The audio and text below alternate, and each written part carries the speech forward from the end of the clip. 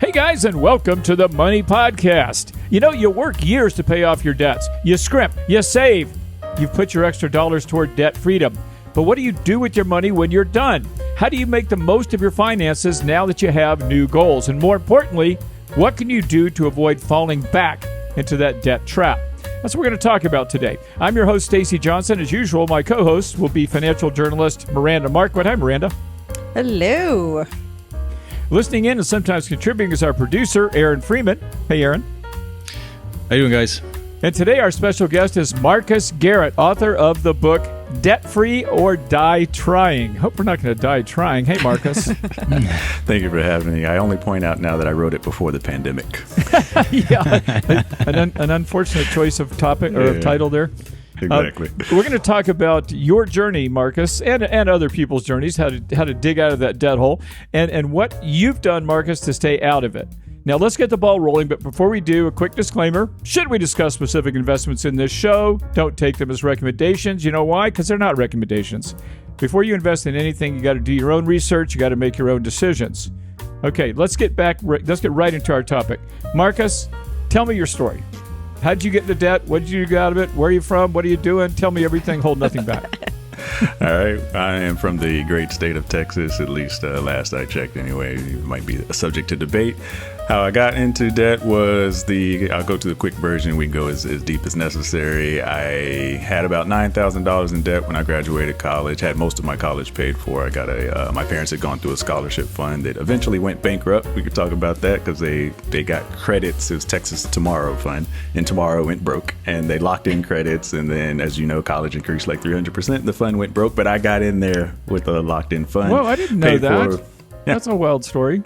Yeah, paid for about 95% of my school. I transferred, lost some hours, thought I knew everything, lost about 2 semesters, graduated $9,000 in debt, and across 3 credit cards. And I got my first credit card for the price of a yo-yo.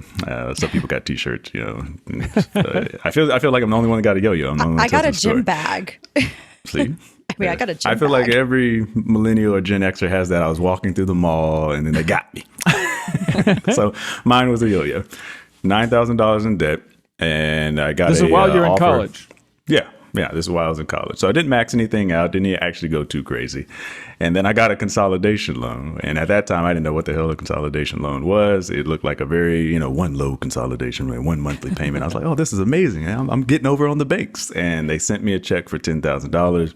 I never made more than $9 an hour in my entire life. And so I took that check and I did what I think a lot of 22-year-olds would do, at least what I did. And then I went out and bought every color liquor I could find, treated all my friends, bought a car with 17-inch rims that I claimed were 20 for many years. And by the time, 72 hours later, I had $26,000 in debt. Ultimately I was living what would become Debt Free or Die Trying, the book.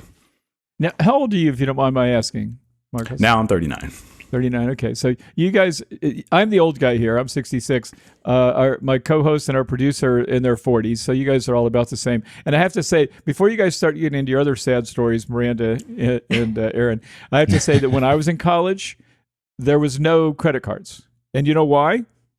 Because you didn't have any money. And you didn't have a job. I was going to say because you were old. Hey. No, because they didn't have credit cards back then. No, because why would somebody give you a credit card when you don't have any money or a job? Right. See, in y'all's generation, all of a sudden, here, you could fog a mirror, have some plastic. But so I didn't graduate with any debt because there was no way I could get into debt. Yeah. So why do they do that? You guys all did this, right? You got credit cards when you were young?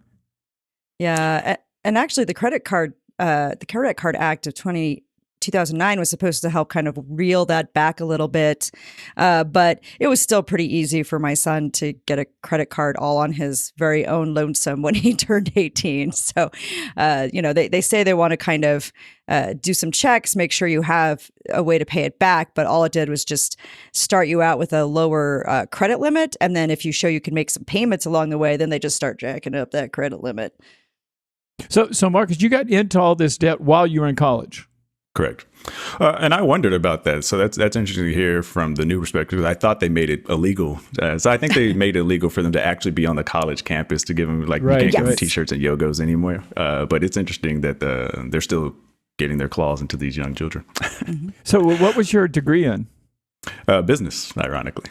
Okay, so you graduate with how much was it? 26,000? Is that what you said? Graduated with $9,000 in debt across 3 credit cards. I got a $10,000 consolidation loan that I was supposed to pay off those credit cards with. I paid off 1 credit card, and then so the book is how I buried myself $30,000 in debt and dug my way out. I also bought a flat screen TV, and so people can wrap their head around like, okay, $9,000 in debt, $26,000 on a car. Okay, that makes sense. But I bought a 3,000 flat screen TV. I lose a lot of people there. Yeah, but that's just a reflection of how old I am. Yeah, it was like they had just come out. They were $3,000. They were 4 times the size and width of my TV now. $3,000. TV now is 70 inches, and like I think I got it for $300 on like a Black Friday special. So that's life. So you don't feel so bad. I want to because you're bearing your soul here. And I want, Miranda, would you tell your story briefly if you don't mind? And then Aaron can tell his too. Yeah, I mean, mine was kind of the same, right? I was in college. I got credit cards. They kept raising my limit. I had every intention to pay off the balance every month, but somehow I didn't. and then I had a full tuition scholarship. I had things paid for, but I still took out as much as I could in student loans. And so I just kind of, did all the things. And back then they weren't direct loans from the government. They were, they were government subsidized loans, but they were from private parties. And so it was like a whole different situation. And then, then I got married, and then my husband got in on the mix, and, just a lot of trying to, and then as soon as we got our money going, started paying stuff down, we'd do things like buy a house and then build that credit card debt back up again. So kind of the same thing. And also did kind of along the same lines, personal loan, pay off the credit cards. You're supposed to free all that money up. But all that happens is you free all the credit cards up. You swear you're going to pay off the balance each month, and you start using those credit cards again for the points or for whatever it is you're using them. But you still got this consolidation loan out here you've got to make payments on. And now you're racking the credit cards up again. So it was kind of similar. It's kind of similar. Well, okay. Now, what about you, Aaron? I didn't fall into the getting into debt in college or anything. I didn't see any credit card offers when I was going through school, but it happened to me later in life. And it was just being a shopaholic. It just happened. I had a professional job. I had money, and I fell into the I'll pay it off someday. I can afford that. I'll pay it off someday. But it never paid off. It just kept getting worse and worse and worse until the point I had to declare bankruptcy with after 2008, and the whole thing collapsed and lost the house and everything. Yeah. Well, this just goes to show you 3 of the 4 people on this podcast have had debt issues. And the reason, by the way, I want to add immediately that I probably didn't is twofold. 1, I wasn't able to borrow money when I was young and stupid. And 2, my parents both grew up in the Depression. So they pounded into my head, you don't borrow money unless your back's against the wall. You just don't do it. And so I was fortunate not to have ever fallen into that trap. But I'm amused that all 3 of you guys did. That kind of happened to the modern youth, though. The kids that went through 2008, 2009, they kind of got into that mindset, too. Yeah, that's probably true. Yeah, the younger ones are savers. Okay, so now let's hear your stories of redemption. Marcus, how did you get out of this horrible situation? And yeah, that's what I wanted to begin with is I think from the 3 out of 4 is you overcome as well. It's pretty amazing or impressive what you can overcome if you catch it early enough. So I started to self-correct at age 27, and in the book, that's what I call rock bottom. So I'm laughing about it now because I'm 39. I have a different perspective and the clarity of hindsight. But at that time, I think I was crying on my knees and begging for a consolidation loan in a different place. And the way that it's snowballed, Miranda made a great point. I'm an auditor as well, so I find misery in data, but I actually like it. I was looking at kind of just how inflation has changed. So over the course of my lifetime, I think the period I was looking at for 1980 to present, inflation has gone up 240%. And I was trying to understand, how does my salary keep going up and I still feel broker than ever? I'm making more money than I've ever had in my lifetime, but it still feels like I'm on this treadmill. And so inflation is eating away at some of that and some other costs that you take on as far as lifestyle inflation. So at 27, going back in hindsight, I'm on knees, and what had happened is I missed 1 credit card payment. It was Discover card, I remember. And I'm like, you know what? Me and Discover Car have been boys since I got that yo-yo. We good. I'm just going to call them up. We gonna work this out. And I was like, yo, Discover, it's your boy Marcus, you know, do with the yo-yo. My interest rate went from like 18% to 29.9% overnight. What are we going to do about this? And they're like, you going to make the minimum payment or we don't care. And, you know, I'm older, but I'm still dumb at the time. So I'm 27. I was like, you know what, Discover, I'm going to teach you a lesson. I closed my credit card. So I made several mistakes that same night. I destroyed my credit because 30% of your credit score is utilization. I was like, I'll teach Discover, you billion-dollar entity. I moved that over, and I did move it over to another card. But what I learned from that and some of this, for me, the pivot was I'll never put myself in this position again. So that was my Great Depression moment. I was like, I know this will never happen again. So I had to beg Bank of America for a new consolidation loan. And I remember we were on that call and he was like, what's your credit score? You know, what is your utilization rate? How much debt outlay do you have and debt to income? How much are you paying each month? I could answer none of these questions. And so for me, got off that call and I was like, you know, how did it get here? You go through the, you know, the sad. And like I said, I think I was in near tears. I might have actually physically cried. And like, how did it get here? I just bought a car with rims. How did it all go so wrong? And so I was like, I'll never be here again. And for me, I went to, it's still out there, bankrate.com/calculators. And I put the plan together, downloaded the PDF that would ultimately become debt free or die trying. That's awesome. I wrote it. By the way, two things. I was an auditor also. Are you an auditor now or were you? Yeah, I call myself a recovering auditor, which something we might also talk about. I'm still in the field.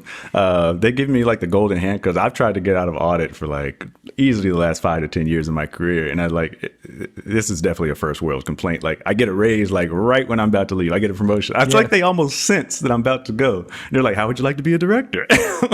Yeah, I was an auditor for the state of Arizona. And it's the instant I got my CPA license, I was gone.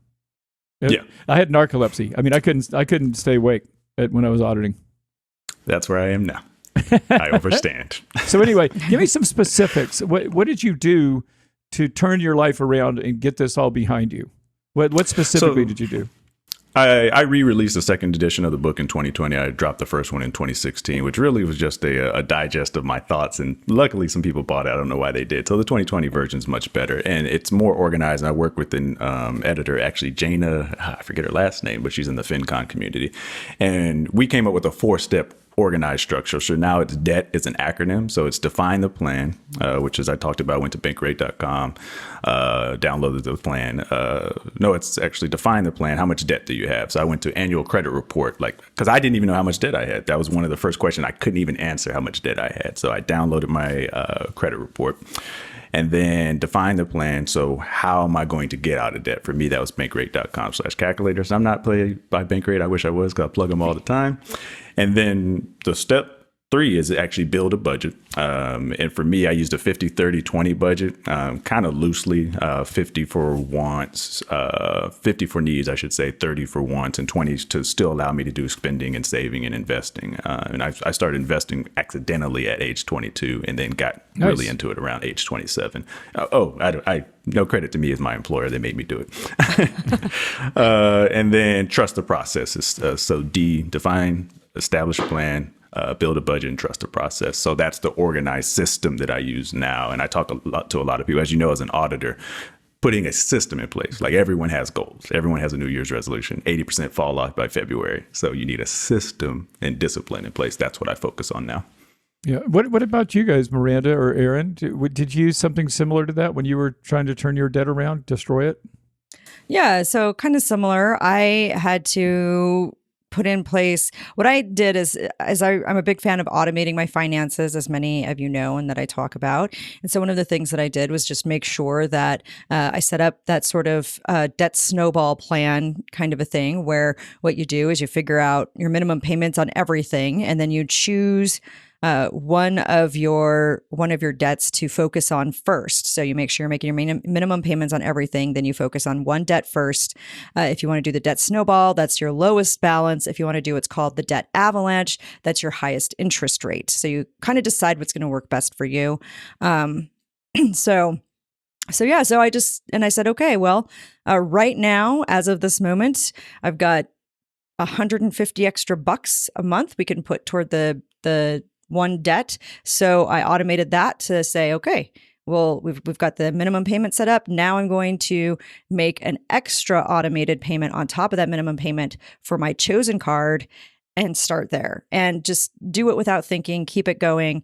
And if I get extra money, if I have, extra money that I have available from these other goals, then I can throw that as an extra payment as well to kind of speed things up. So it was really just kind of taking a step back saying, okay, what do I need to cut out? How much am I wasting? I think experts or somebody somewhere said, the average household wastes between 10 and 15% of their income each month. So I went ahead and said, okay, well, what's 10% of my income? Where can I find that waste? How do I apply that to paying down my debt? It was a little bit complicated sometimes. I was married at the time with a growing son. So occasionally, we'd have, you have to get, if you have a partner, you have to get them on board with it, and you have to do that. So sometimes we'd fall behind a little bit, or we'd have to retweak the plan. And then with my son, it's like, okay, well, now he's going to school. We've got some things we need to buy. So, but really what it comes down to is it sustainable, and is it something you can keep doing even if you have to tweak? Because sometimes, we hear these stories of people, I paid off $100,000 in 6 months, and it's like, I don't know how sustainable that is over the long. I tend to doubt those stories, to be honest with you. I'm not sure that people. I was just listening to a podcast yesterday where somebody said I think they were 36 and they were in debt, and then now they're retired and they're 41. And I'm like, seriously, you don't want to come on my podcast, because I guarantee I'd be asking for your tax returns. But what about you, Aaron? What did you do to turn things around?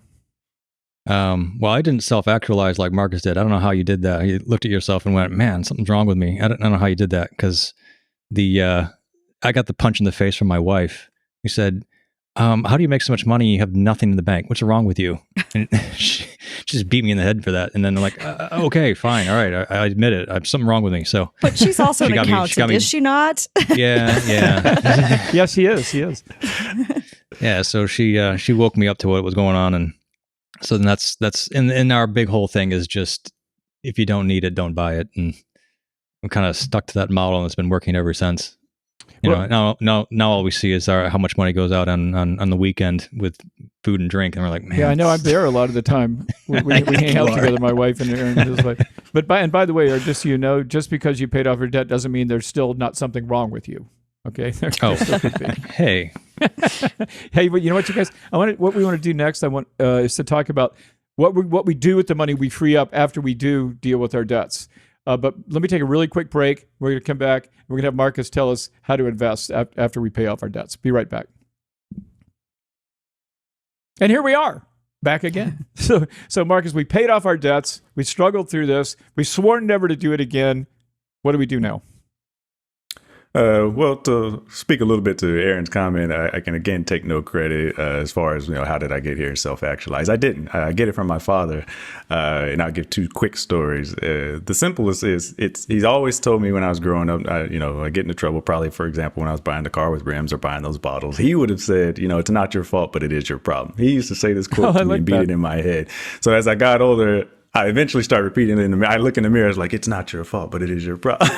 So that was it. That was beat into me when I was very young. Broke my spirit early.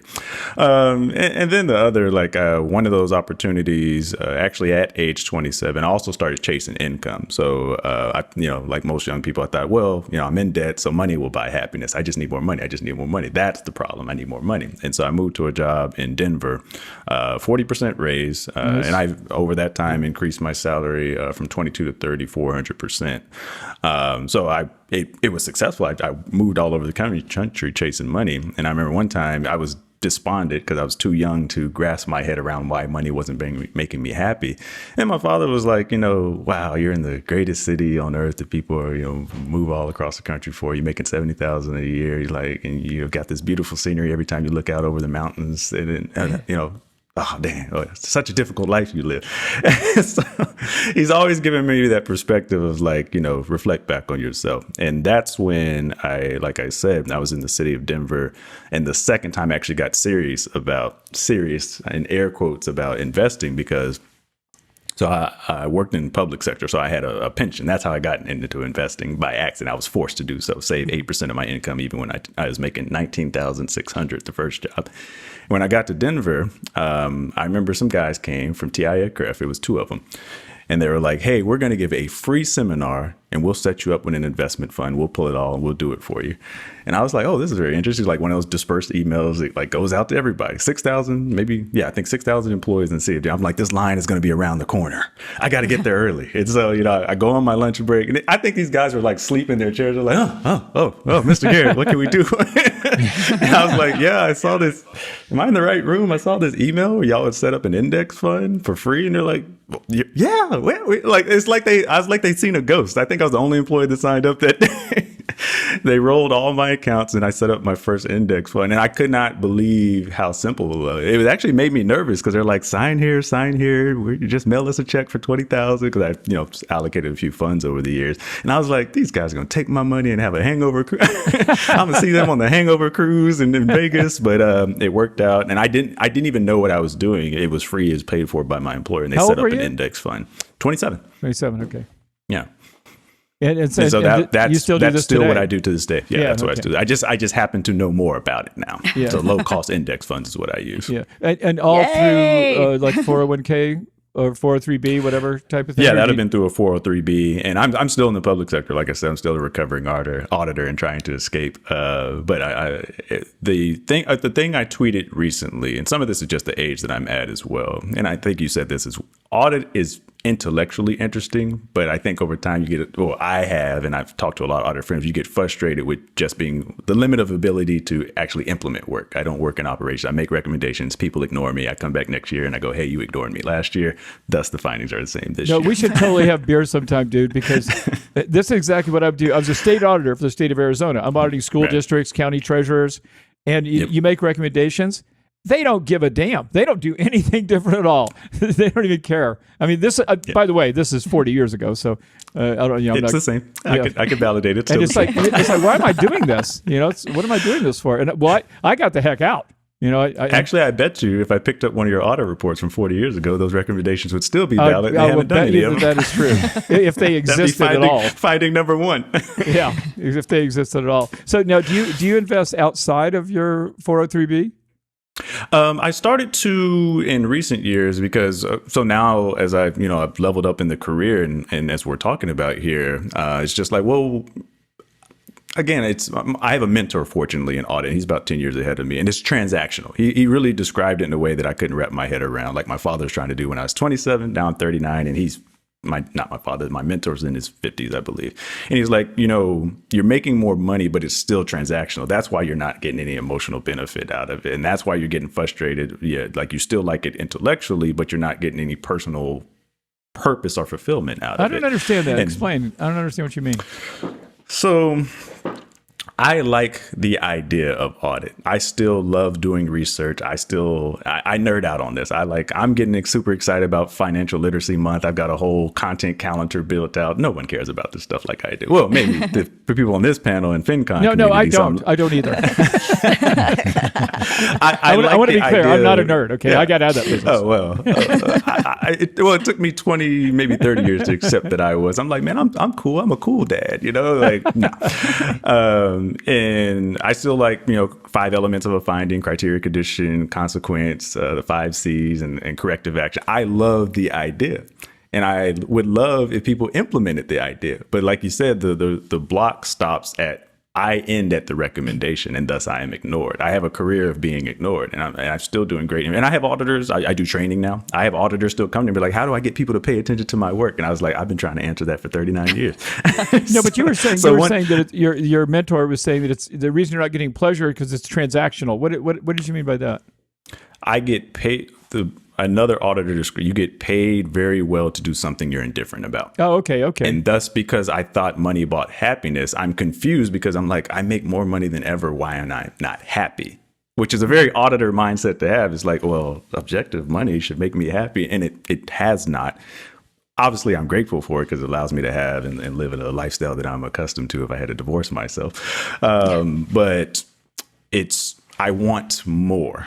And I know how that sounds, but I've also made peace with how that sounds, is that it's okay to also want and desire more. So tying it back to your question, I now have a business that I started in my name, and I do speaking and engagement because I'm using audit and I'm working with a business coach on that. How do I transfer what I think is I know is a valuable skill set into a different field in which I can derive purpose and enjoyment from? That's awesome. awesome. So that's why I'm doing speaking and training. So and you're teaching now. auditors to have a voice.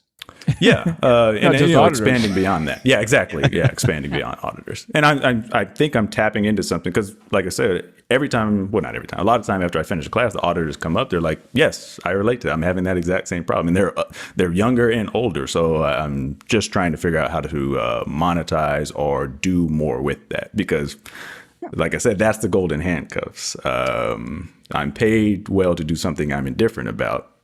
So I can choose to make 1/20th of that and be happy, but broke. It's the artist conundrum. Yeah, but just today, I have a website, Money Talks News, of course, and we did a story about Social Security, whether you take it when you're 70 or when you're 62, and all the comments underneath are like, take it when you're 62, you might die. In other words, the bottom line is that everybody seems to hate their job. And they want to quit at the first possible moment. My dad worked for the federal government, and he quit his job when he was 60, and he never looked back. I'm 66. I wouldn't begin to quit my job. Why? Because I love my job. Right. The whole FIRE thing. What is it? Financial independence, retire early. Is that what FIRE stands for? Well, yes. I've always said FERN, financial independence, retire never. I mean, what you should be doing is something that makes you happy, that you don't want to quit doing. Yep. And I don't understand why so many people work in jobs that they don't like. I understand how it happens. I was an auditor, but your goal should be not just to make more money. It should be to find something that blows your skirt up, that you really want to do, that you look forward to doing every day.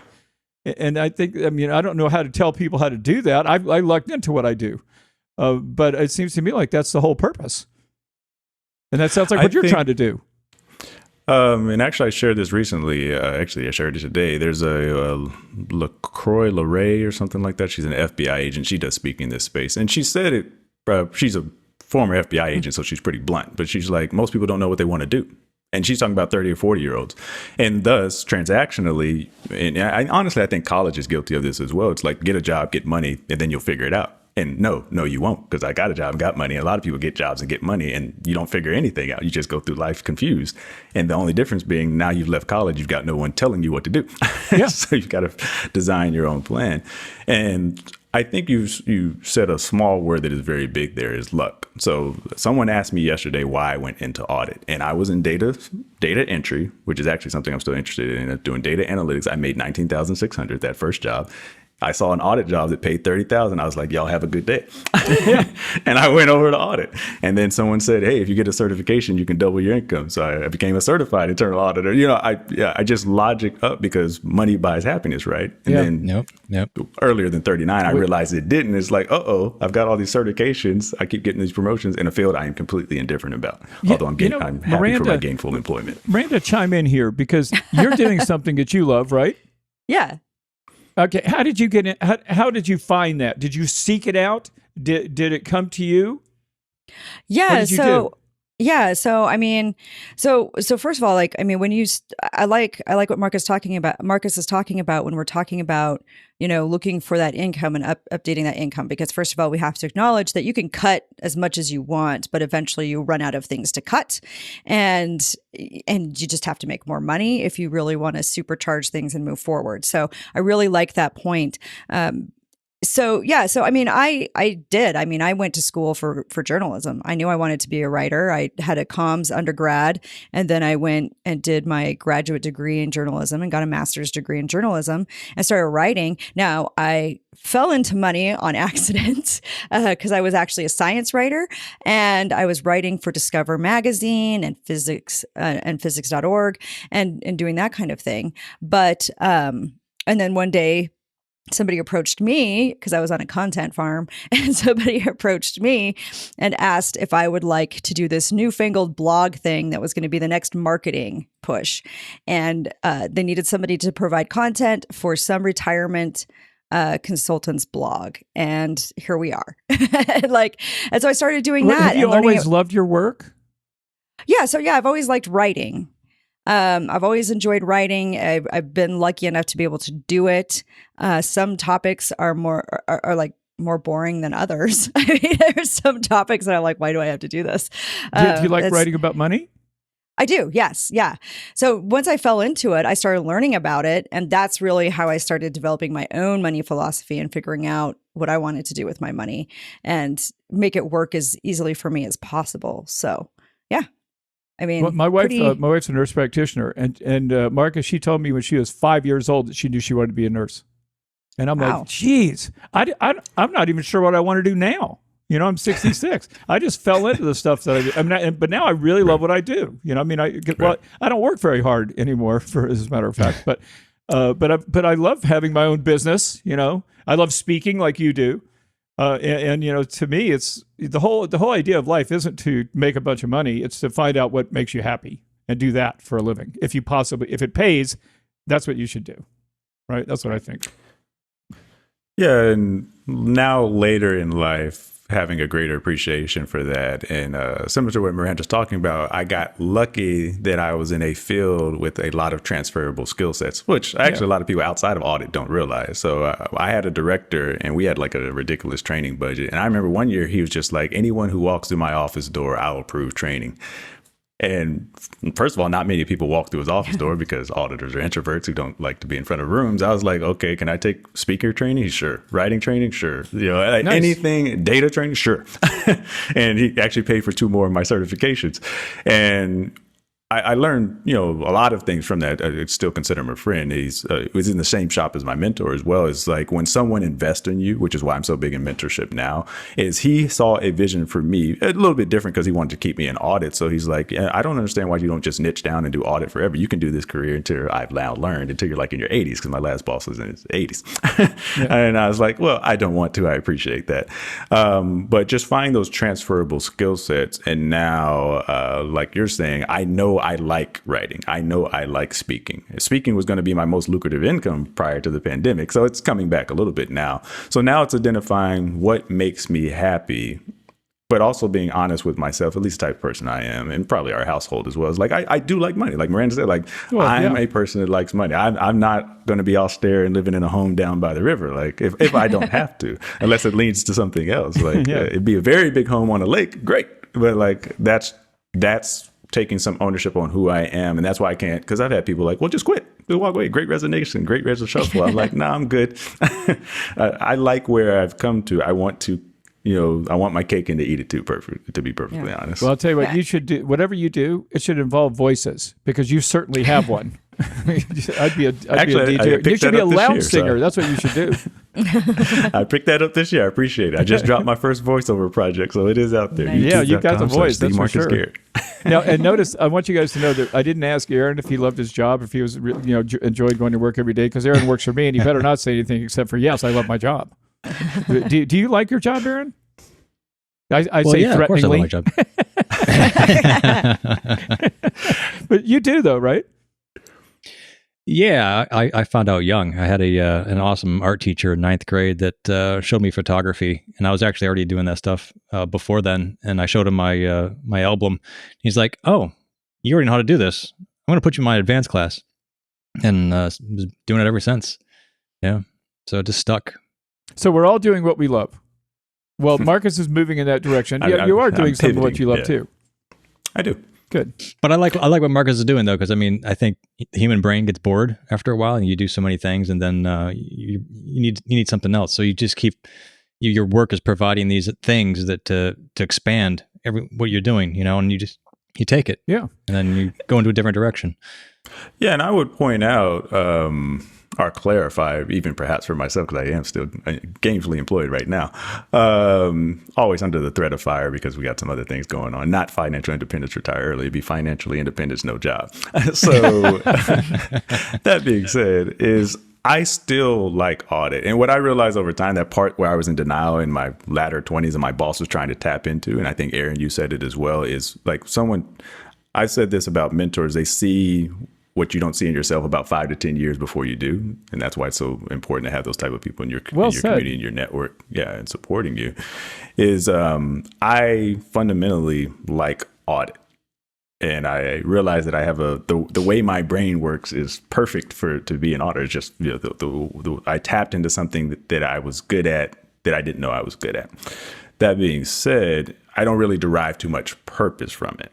And I think sometimes, actually, I know for a fact that a lot of people feel guilty about that. And I've talked to doctors, lawyers, and they're like, well, I make $300,000, I make $600,000, so I'm supposed to be happy about this. But I'm not, because like you said, Stacey, they haven't tapped into their personal fulfillment and joy out of that. So it's transactional, going back to that. I was making $250,000 when I was 35-ish. As a stockbroker, I was a manager of for a branch of a stock brokerage firm, and I hated my job, and I felt like such an idiot. I didn't even know anyone. I've never met anyone who made $250,000.